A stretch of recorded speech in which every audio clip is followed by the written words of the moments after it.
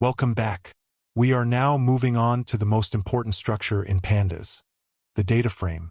This is the primary data structure used for all tabular data, representing data in rows and columns, just like a spreadsheet or a SQL table.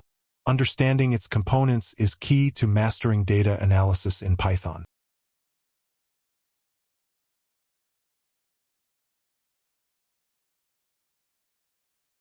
One, definition of a data frame. A Pandas data frame is a two-dimensional, size-mutable, and potentially heterogeneous tabular data structure.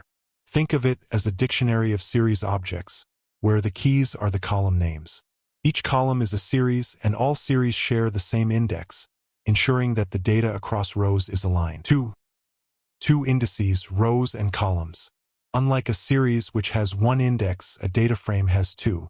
The row index, often just called the index, labels each record or observation, similar to the series index. The column index, or column labels, names each variable or feature, usually referred to simply as the columns. You can access these labels directly.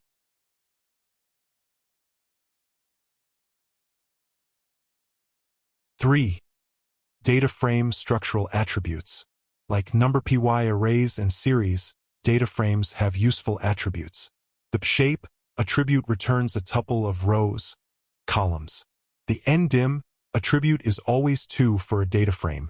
Unlike the series, the dtypes attribute returns a series listing the data type for each column, reflecting the data frame's heterogeneous nature.